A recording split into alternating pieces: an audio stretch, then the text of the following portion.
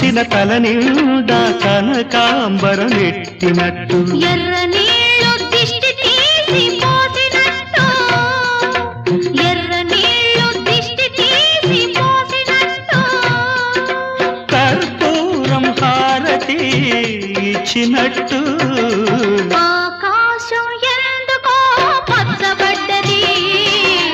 ఆ నడుమ బొట్టేమో ఎర్రబడ్డది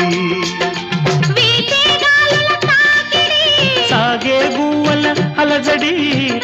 రమ్మని పిలిచే పైబడి